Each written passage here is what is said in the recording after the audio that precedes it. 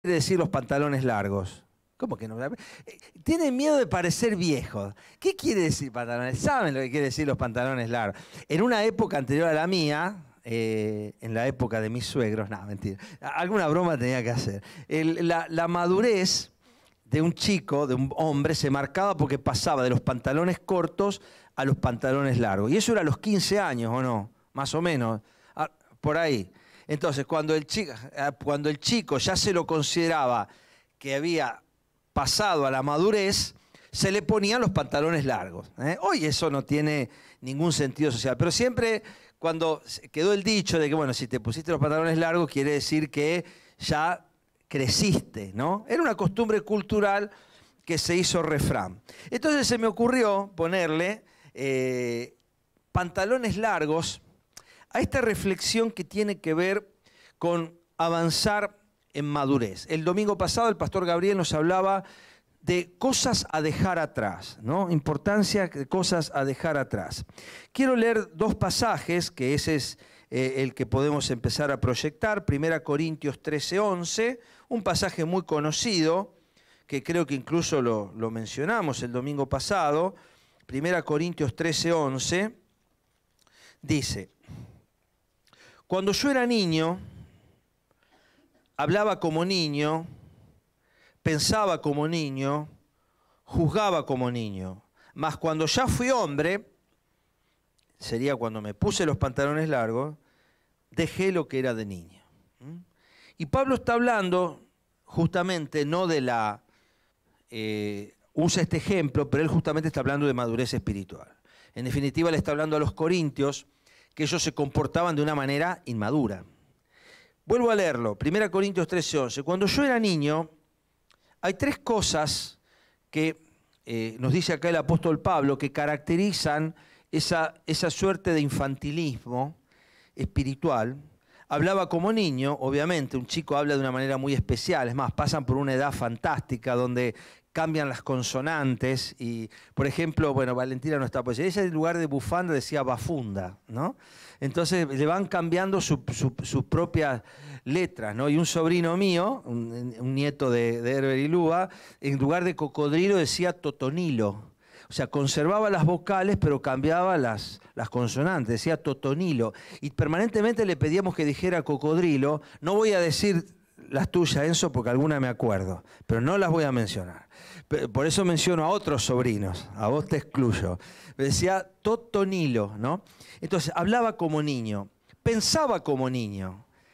Tenía un pensamiento de niño, ¿no? Y juzgaba como niño, evalúa las cosas con un criterio de un chico, ¿no?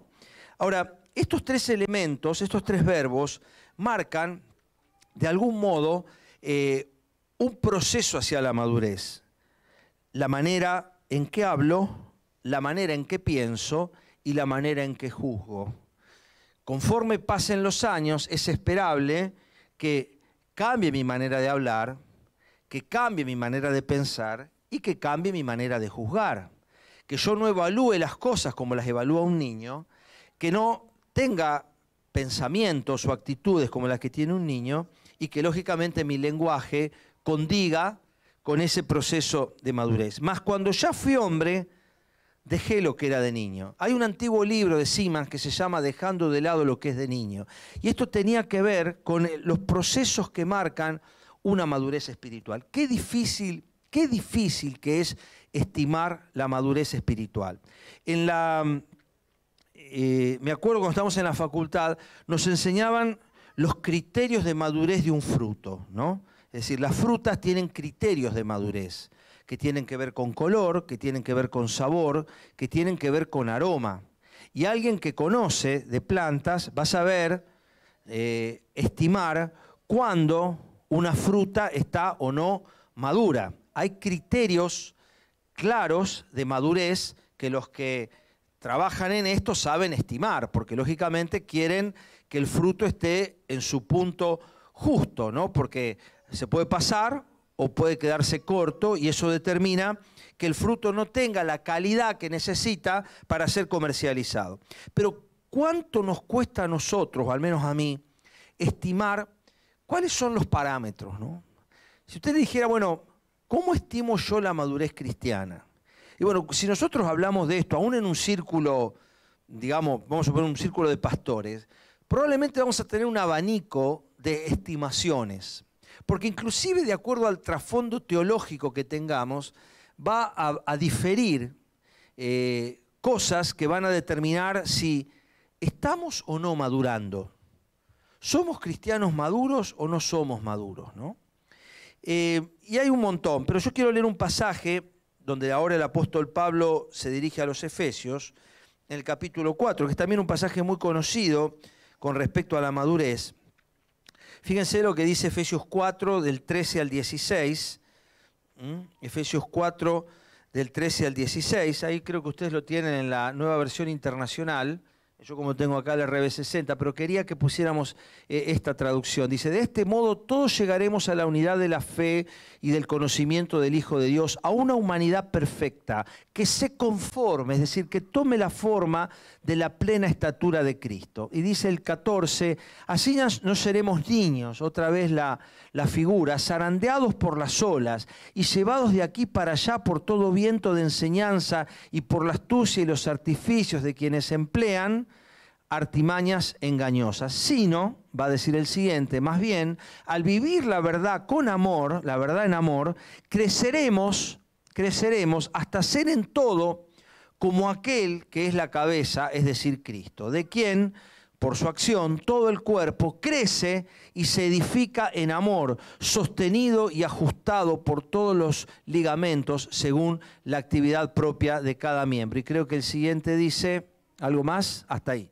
¿No? Según la actividad propia de cada miembro, recibe su crecimiento y se va edificando en amor. Entonces, qué importante es que nosotros podamos estimar, ¿estoy creciendo o no estoy creciendo? Gabriel nos decía el domingo pasado que es lindo ver a un bebé chiquito, pero si pasan los años y sigue con el mismo tamaño, realmente estamos ante un problema de salud. Entonces, hay un montón de parámetros, pero miren, yo me puse a pensar cuando decía esto, bueno, ¿qué cosas? Si yo tuviera que mirar a alguien, ¿no? Sin súper espiritualizar, porque a veces son parámetros difíciles de estimar, ¿no? Porque si yo empiezo a cuestiones subjetivas, ¿cómo puedo yo estimar objetivamente? ¿Cómo puedo yo saber si realmente una persona está madurando? ¿Cómo puedo saber yo si estoy madurando? O sea, ¿qué me gustaría a mí ver en alguien, en mis hijos, por ejemplo, para ver si realmente están madurando? Y busqué algunos que quiero compartir con ustedes en esta mañana. Que insisto, seguramente hay más y quizás alguno de estos para alguno podría no serlo. Yo elegí 5 parámetros que en la Escritura vemos que pueden caracterizar a personas que están madurando. Santiago 1.19, me gustaría que lo proyectemos, ¿no? Santiago 1.19. ¿Y qué dice Santiago 1.19? Mis hermanos, todo hombre sea pronto para oír, tardo para hablar, tardo para airarse. Yo creo que un criterio de madurez es una persona que piensa más de lo que habla, ¿no? Voy a leer un versículo complicado y confrontativo. Proverbios 17:28 en la Nueva Traducción Viviente. Proverbios 17, este no lo tenés, Juan, no te preocupes. Proverbios 17:28 en ETV. Dice, hasta los necios pasan por sabios si permanecen callados. Parecen inteligentes cuando mantienen la boca cerrada. Complicado este versículo. Hasta los necios pasan por sabios si permanecen callados. Parecen inteligentes cuando mantienen la boca cerrada. Muy dura la Nueva Traducción Viviente de este versículo. Pero estamos en un mundo donde parece que cada cual puede hablar lo que quiere y decir lo que quiere. Es propio de los chicos hablar sin pensar. Es normal. Dice, los chicos dicen las verdades. Es cierto, dicen las verdades. Pero a veces también las dicen donde sea, como sea y cuando sea, ¿no? Nosotros como adultos, que no tenemos la prerrogativa, el privilegio de la inocencia, tenemos que medir nuestras palabras. Y nosotros tenemos que entender que nuestras palabras tienen poder. Hay una frase que aprendí hace tiempo que dice: yo soy señor de mis silencios y esclavo de mis palabras. Yo soy señor de mis silencios y esclavo de mis palabras, ¿no? O sea, yo soy esclavo de lo que digo. Mientras el concepto está de la boca para atrás, yo soy dueño de ese concepto. Porque yo puedo pensar lo que quiera, pero una vez que lo dije, esto ya se plasmó. Y más aún que ahora que están las redes, donde yo en un momento de bronca subo al Instagram y bueno, después me arrepentí. Bueno, hoy es más tarde que nunca, porque una vez que eso se viralizó, sonaste, ¿no? Es correr una pluma que lleva el viento. Las palabras. Qué importante es que una persona, como criterio de madurez, estima y entienda que las palabras no son gratis. Las palabras tienen poder. Las palabras, al igual, o en similitud, no al igual, de la misma manera que Dios con su palabra crea, en un sentido absoluto, nosotros también con la palabra creamos.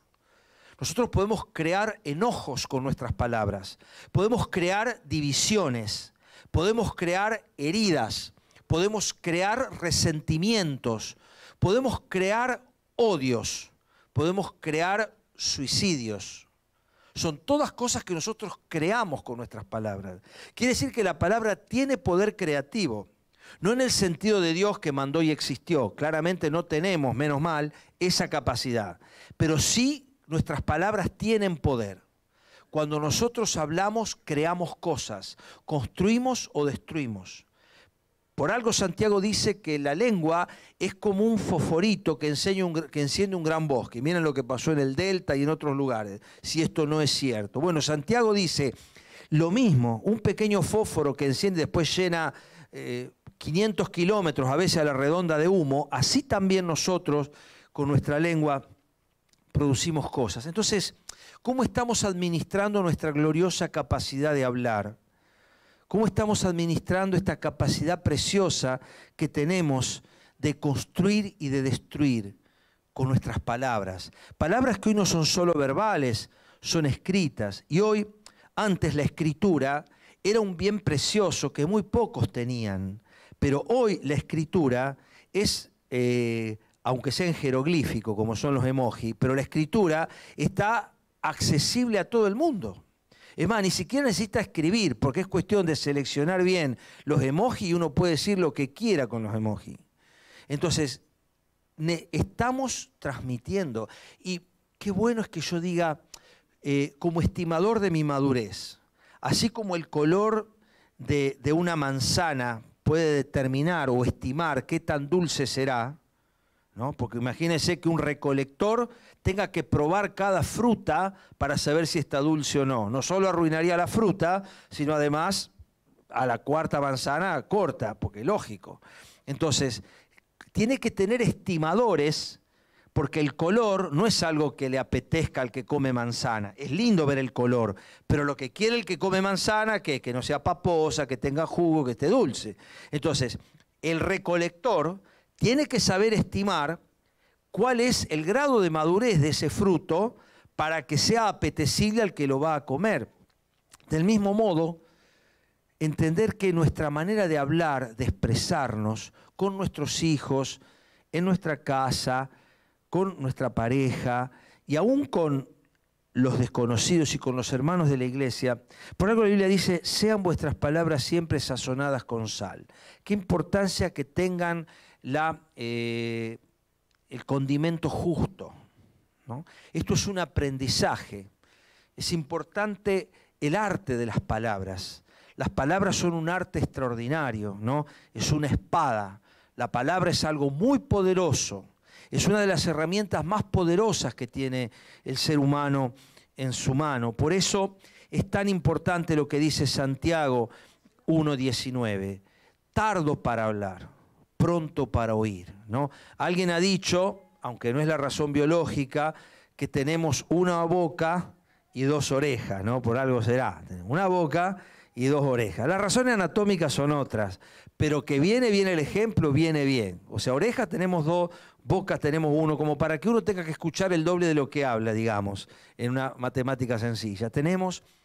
Tengo que aprender el poder de las palabras. Un cristiano maduro piensa más de lo que habla, medita, razona, no responde rápidamente, no es un respondón.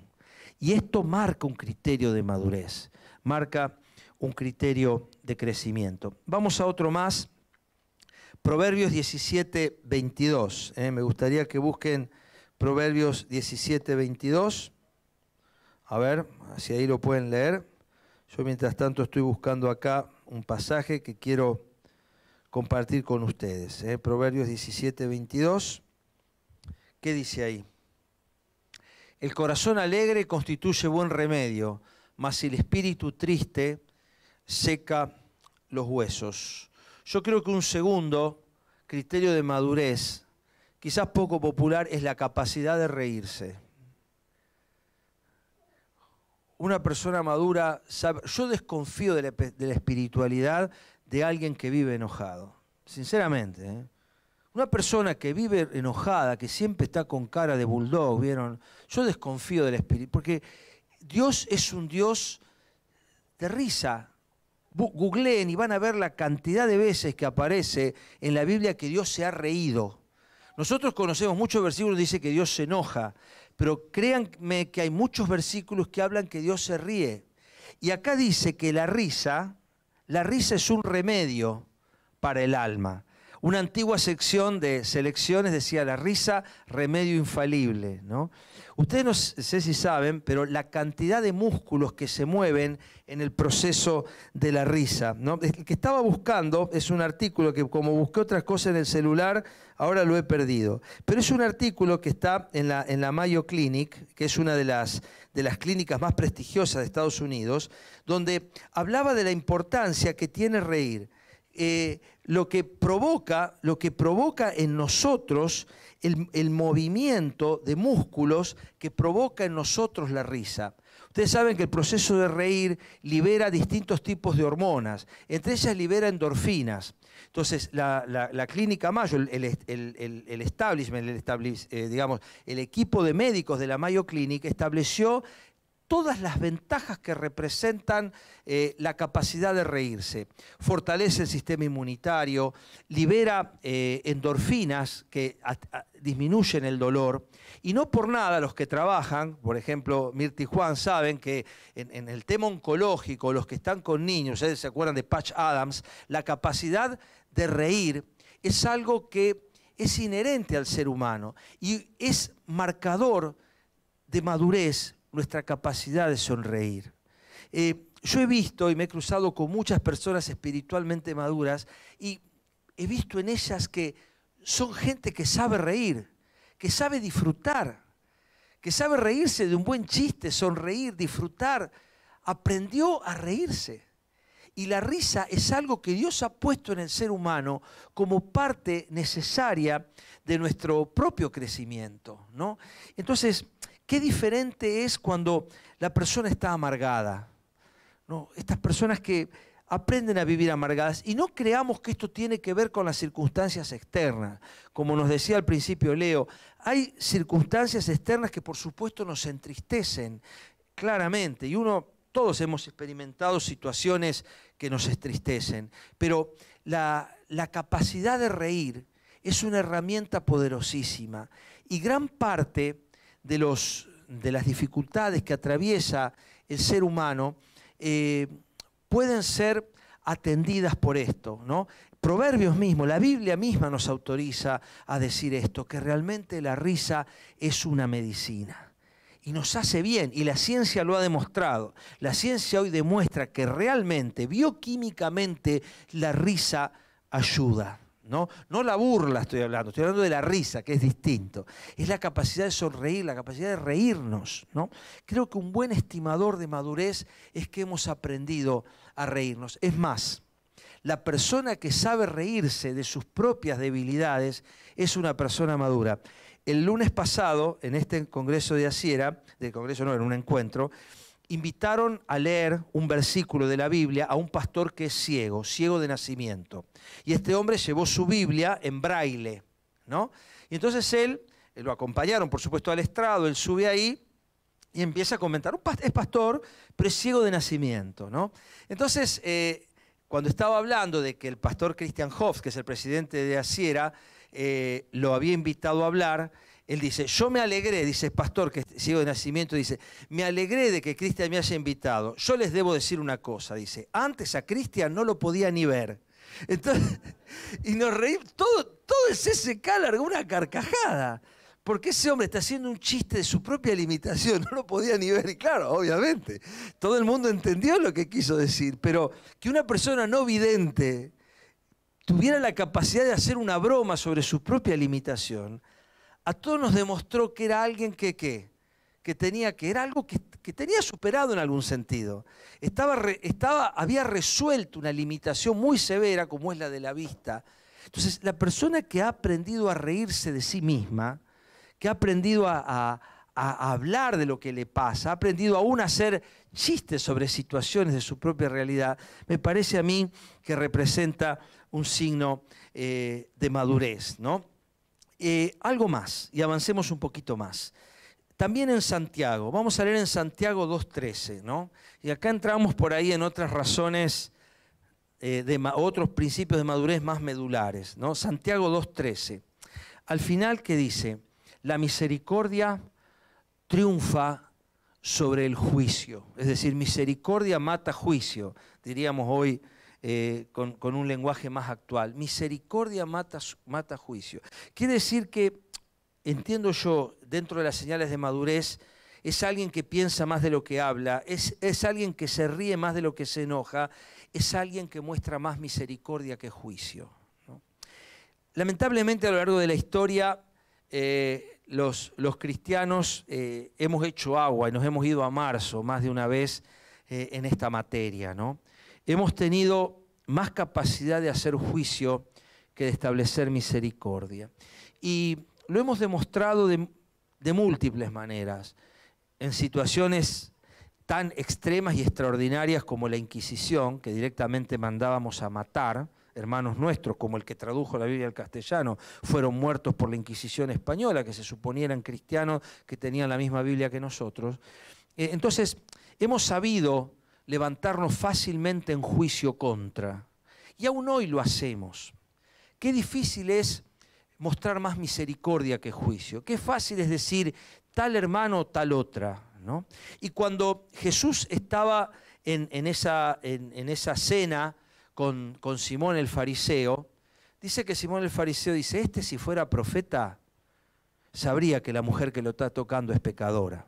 Pero cuando Jesús le dice, Simón, tengo una cosa que decirte, ¿qué le dice? Él, di maestro, ¿no? Y alguna vez meditamos sobre este pasaje este año, ¿no?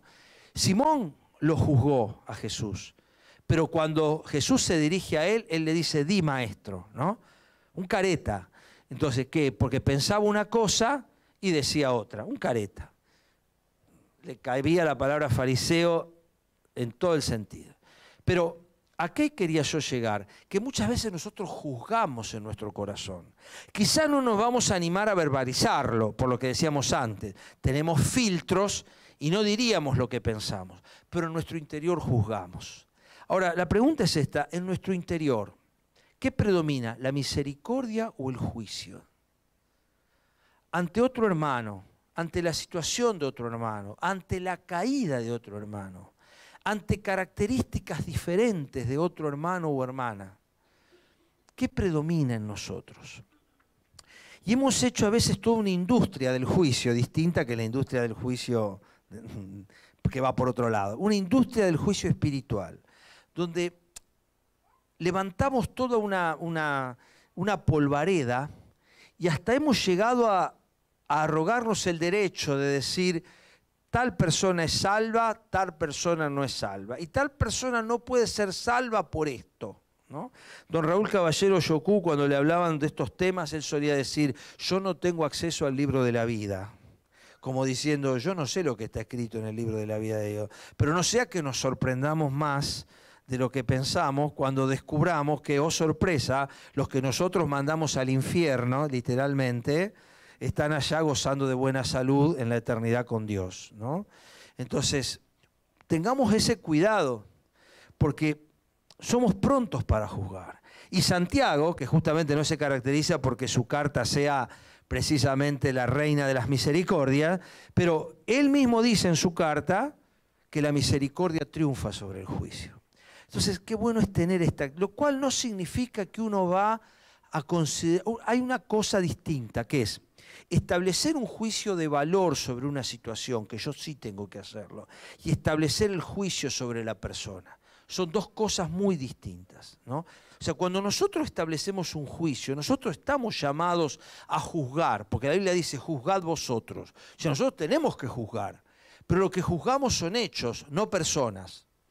Nosotros tenemos el derecho y la responsabilidad de juzgar hechos, pero no tenemos el derecho de juzgar personas.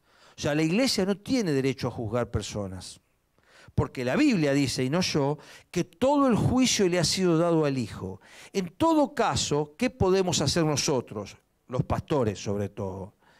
Podemos juzgar, y debemos juzgar, si una actitud es correcta o incorrecta. Pero yo no puedo establecer juicio de valor sobre lo que es o deja de ser esa persona, sí sobre la actitud que tomó. Y esta no es una distinción menor. No es solo una sutileza semántica lo que estoy diciendo, porque nosotros fácilmente etiquetamos a la persona con lo que es. Algo que Dios no hace, porque Dios ama al pecador, pero aborrece el pecado. Dios ama al pecador, pero aborrece el pecado. Por más que Dios establece lo que es incorrecto, y de hecho hay responsabilidad por quien hace lo incorrecto, pero que esa persona está haciendo mal no lo condiciona a Dios para amarlo menos. Hoy cantábamos que Dios amó, de tal manera Dios amó, cantábamos, y lo dice la Biblia, que ha dado. Es decir, que una persona peque no hace que Dios lo ame menos, al contrario.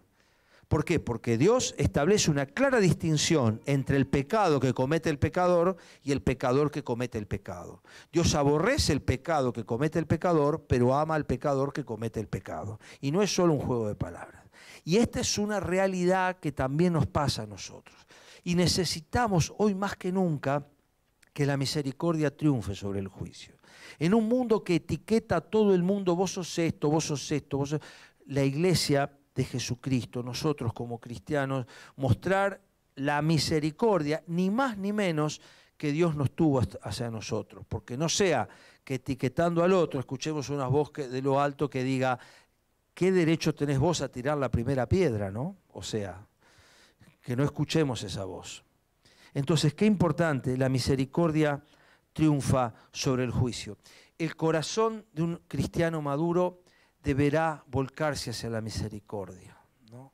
Nosotros lo vemos en los apóstoles, hombres que fueron agresivos, que fueron hasta violentos, hombres que etiquetaron, los vemos hacia el final de sus días escribiendo con una amplitud, con una apertura, con un criterio que demuestra que el carácter de Cristo se fue formando en ellos. Vamos a la cuarta y anteúltima, Proverbios 3:7. Proverbios 3:7. Mencionamos entonces que un cristiano maduro probablemente piensa más de lo que habla, ríe más de lo que se enoja, muestra más misericordia que juicio, y también podríamos decir que atiende más razones que las que impone. No seas sabio en tu propia opinión, no seas sabio en tu propia opinión, ¿no?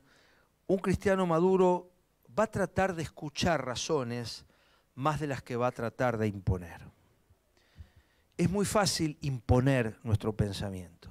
Vivimos en días donde la imposición de lo que yo pienso tiene que tomar fuerza de ley.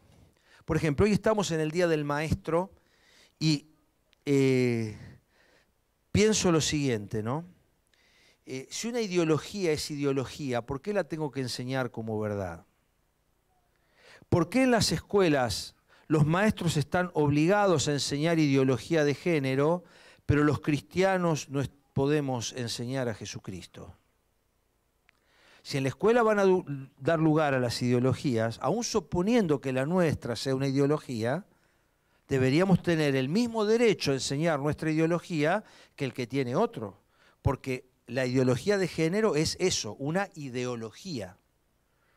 Entonces, ¿qué es una ideología? Es un conjunto de ideas que pretenden demostrar un determinado concepto. Eso es una ideología.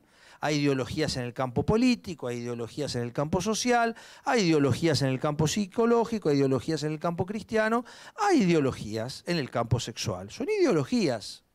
Entonces, ¿por qué se impone una ideología en perjuicio de otra? Ahora, resulta que decimos que la enseñanza sea laica, libre y gratuita, pero imponemos nuestra ideología. Entonces, no es laica, tiene una ideología. ¿Se entiende? Nosotros tenemos que entender lo que nos dicen. Entonces, hoy se imponen las ideas. Hoy las ideas se intentan imponer como verdad. Es más, la Biblia dice, van a enseñar como doctrina mandamientos de hombres. Y esto lo advirtió Jesús. Entonces, qué importante es distinguir, escuchar las razones. Y tiene que ver con el primer punto también, pero entender desde qué posición el otro está hablando.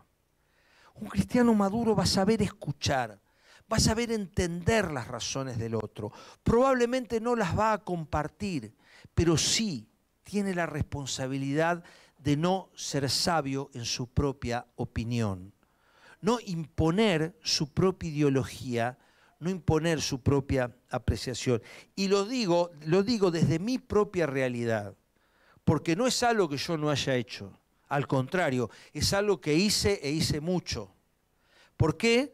Porque dentro de las características o de las inclinaciones que el Señor me ha permitido tener, un área que me apasiona es la apologética. ¿Eso qué es?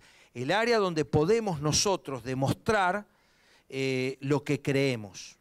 Y la persona que le atrae la apologética va a tener las herramientas, probablemente, no digo de hacerle poner a un hincha de Boca una camiseta amarilla y azul, de River amarilla y azul, pero por ahí va.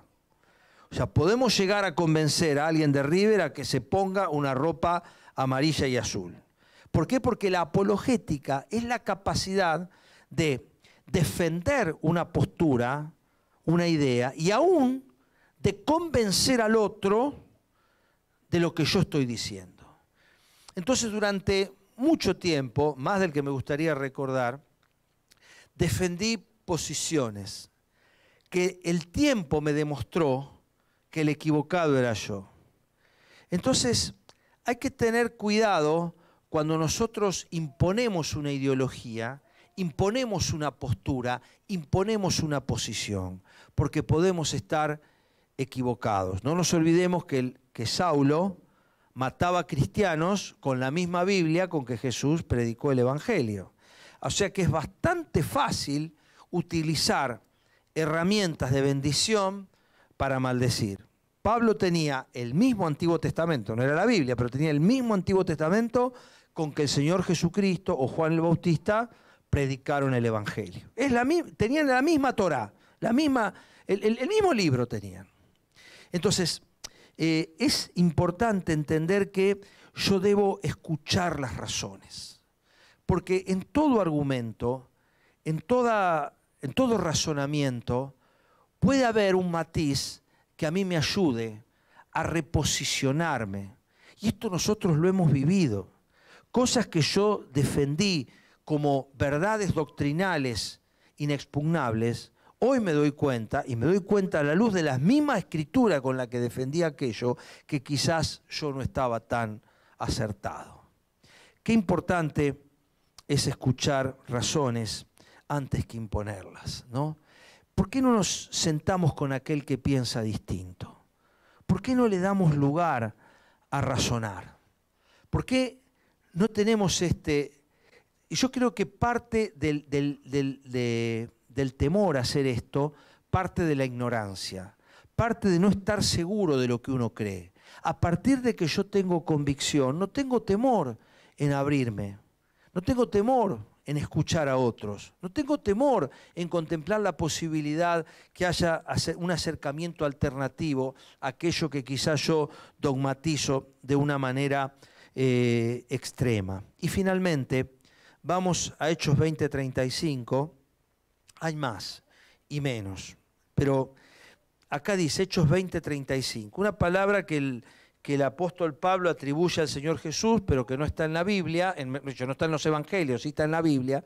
Dice, recordar las palabras del Señor Jesús que dijo, más bienaventurado es dar que recibir, mejor es dar que recibir.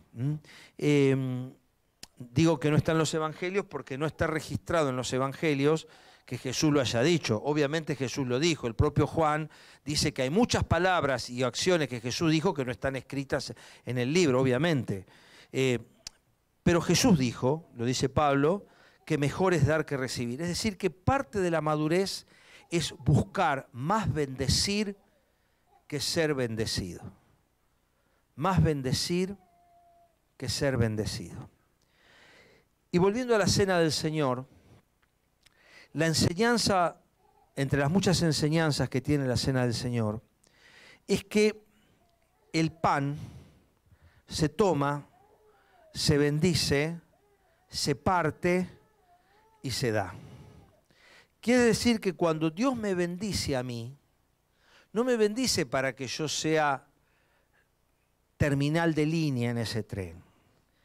Dios me bendice para que, así como yo soy bendecido en esta estación de tren, siga mi tren hasta la próxima estación, donde yo ahora ya no soy el bendecido, sino el que soy llamado a bendecir. Cuando Jesús dijo, mejor es dar que recibir, tiene que ver con esta capacidad que forma parte de la madurez, que es el desprendimiento, donde yo he aprendido realmente que hay más bendición en entregar que en recibir. Y esta es una característica de madurez. ¿Por qué? Porque un chico habla más de lo que piensa, es lógico. Un chico muestra más juicio que misericordia. Obviamente un chico tiene más razones que imponer que las que recibe. Y lógicamente un chico busca más ser bendecido que bendecir. Este juguete es mío. ¿Y por qué no se lo va a prestar a tu hermanito? Porque es mío. No se lo voy a prestar a mi hermanito, es mío. Pero tu hermanito es mío. Yo ya he contado, y lo he contado otras veces, que es natural en el chico esa posesión, ¿no? Esa posesividad por cosas. Por favor no le digan que lo comenté, pero yo siempre comento el mismo caso porque para mí es paradigmático, ¿no? Una vez había que entregar juguetes, no me acuerdo, para el Día del Niño. La cuestión que nos habían mandado a buscar juguetes a los padres para que los nenes seleccionaran entre sus juguetes y los regalaran, ¿no? Así que nosotros mandamos a nuestras dos hijas a su habitación a que buscaran juguetes para regalarle a los nenes, a nenes que no tenían los juguetes. Bueno, y Connie tardaba. Y cuando vuelve con los ojos rojos así, y con un muñequito detonado, un muñequito destrozado, y nos lo entrega con los ojos rojos, porque no quería dar nada, no quería entregar nada. Entonces ella estaba, y a lo sumo, con un gran esfuerzo de su ser, se desprende de ese muñeco que regalado, era una humillación el muñequito, pero se desprende de ese muñequito para regalarlo, ¿no? ¿Por qué? Porque el chico es normal que sea posesivo. Ahora, ¿qué pasa cuando los adultos estamos más preocupados en ser bendecidos que en bendecir? Y Jesús dice, ¿no? De tal manera amó Dios que ha dado. Y la medida de nuestro amor es la medida de nuestra entrega. En definitiva, la medida de nuestra madurez no es lo que tenemos, sino justamente lo que entregamos. No va a medir tanto nuestra capacidad cristiana, los dones que tengamos, como lo que vamos a hacer con esos dones. Eso sí mide madurez cristiana. El don no mide madurez. No nos equivoquemos. Ningún don espiritual es un estimador de madurez. Lo dice la Biblia, no lo digo yo. Si quieren, lean Corintios, que tenían el despliegue más grande de dones, y Pablo le dice, ustedes son carnales. De espirituales no tienen nada. Justamente el versículo que leímos de niñez está en Corintios por este tema. ¿Por qué? Porque los corintios se creían que porque manejaban un montón de dones eran espirituales. Jesús y Pablo le dice, yo tengo un camino más excelente, porque si yo hablase todas las lenguas humanas y angélicas y no tengo amor, soy nada más que un platillo que hace ruido y nada más. Eso es don sin amor, ni más ni menos. Entonces la medida de mi madurez no está dado por lo que tengo, sino por lo que yo estoy dispuesto a hacer con lo que tengo. Porque lo que yo tengo no es mérito mío. La Biblia dice, si lo que tienes lo has recibido, ¿dónde está el mérito? Lo dice la Biblia. Si lo que tenés lo recibiste, ¿dónde está el mérito? No hay ningún mérito. El mérito está en lo que yo voy a hacer con lo que tengo. Entonces, busca más bendecir que ser bendecido. Lamentablemente, vivimos en días donde el mensaje, muchas veces desde los púlpitos, es venga y sea bendecido. Y yo soy el primero en querer una bendición. ¿Quién no quiere una bendición? Pero cuando yo interpreto y comprendo y acepto y crezco hasta ver que mejor es dar que recibir, que estoy más preocupado en bendecir que en ser bendecido, la cosa empieza a cambiar. Y tiene que ver con el pan, porque este pan que quedó acá, pero el pan que cada uno de ustedes tomó y lo comió, ustedes no se dan cuenta, pero ese pan ya está empezando a formar parte, está otorgando energía al cuerpo de ustedes. Estoy hablando de la harina que hay acá. Este pan está acá y sigue siendo pan, pero no está produciendo ningún efecto. En cambio, el pan que ustedes han tomado ya está produciendo un efecto en el organismo de ustedes. Y esto aplica también a lo espiritual, porque lo que queda acá es pan. Nosotros sabemos que es pan, no cambió. Pero el pan que yo tomé me hizo recordar a mí el cuerpo de Cristo entregado a nuestro favor. Quiere decir que solo el pan entregado produjo el efecto para el cual fue creado. Del mismo modo, solo el cristiano entregado va a producir los resultados para lo cual fue creado. El pastor Christian Hoft dijo el lunes que las estadísticas del CONICET, el martes, que las estadísticas del CONICET, no de los cristianos evangélicos, sino del CONICET, refleja que el 15% de la población argentina se confiesa cristiana evangélica. 15%. Ahí estaban Rodríguez Larreta, estaba Mansur, estaba todo el mundo escuchando este porcentaje. 15% es una porción de torta más que apetecible para los políticos y por eso se ocupan de nosotros. 15%. Ahora la pregunta es esta. ¿Qué diferencia hay en Argentina de cuando los cristianos evangélicos eran 2, 3%? ¿Y saben cuál es la respuesta? Ninguna. Ninguna. Guatemala tiene el 54% nominal de cristianos evangélicos. ¿Cuál es la diferencia entre Guatemala y otro país de Latinoamérica? Ninguna. ¿Y cómo puede ser? Solo el pan entregado produce cambios. El pan que está dentro de la panera no produce ningún cambio. La sal que está en el salero no sala, la luz que está debajo del tacho, del balde, no ilumina. O sea, es así.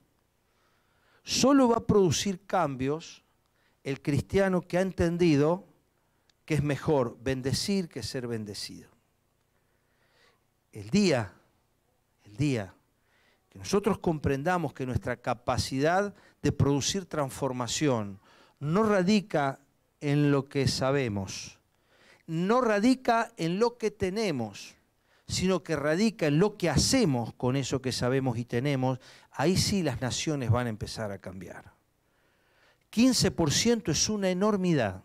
Las estadísticas de crecimiento demuestran que entre un 15 y un 20% de cambio en una nación puede ser generado si ese 15 o 20% se activa. Quiere decir que hoy tenemos la masa necesaria para producir una transformación en Argentina. No necesitamos que se conviertan más, queremos que se conviertan más, pero Argentina no necesita más cristianos evangélicos para cambiar el país. Lo que necesita es que los que ya somos cristianos evangélicos entendamos que mejor es dar que recibir. Cuando eso se empiece a activar en nuestras vidas, veremos el cambio que nosotros necesitamos. Yo quiero animarte entonces a pensar que tenemos que dejar que el Espíritu Santo nos modele en lo espiritual, mental, espiritual y social, con la meta de alcanzar la plena madurez de Cristo. Necesitamos ser modelados. Yo necesito ser modelado.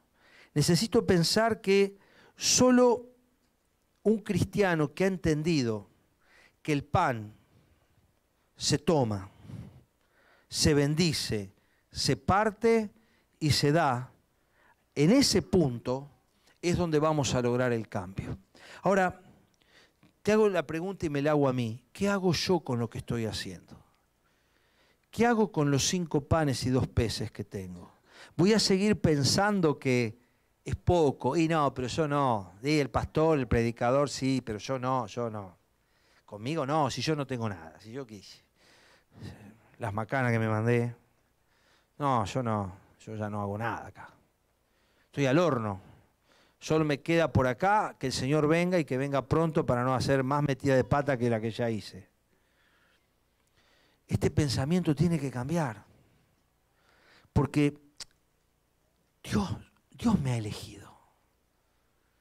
Dios me ha dado lo necesario para que yo haga lo que tengo que hacer.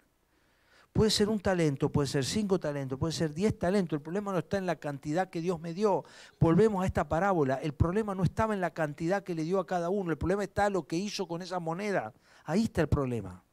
Lo que le reclama Jesús en la parábola es que este hombre que se fue lejos y volvió y le dijo a tu siervo, ¿qué hiciste con tus talentos? No tiene que ver con la cantidad que les dio, porque esa es una decisión del amo que les dio la moneda a uno, a otros 5 y a otros 10. Ese es un problema de quien lo distribuyó. El problema no está ahí, el problema está en qué hizo con él esa moneda. ¿Qué hizo con lo que Dios me dio?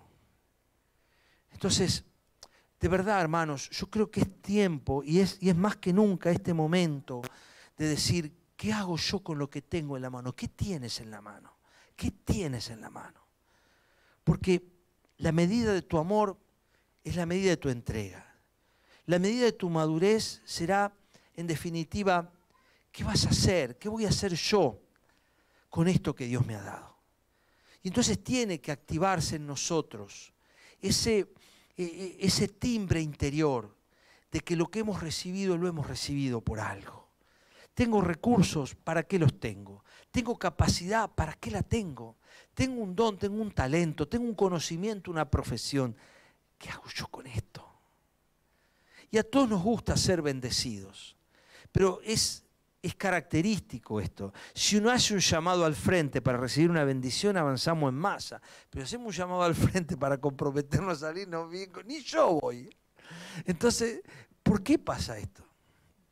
Porque a todos nos cuesta. Pero en definitiva, hay una bendición.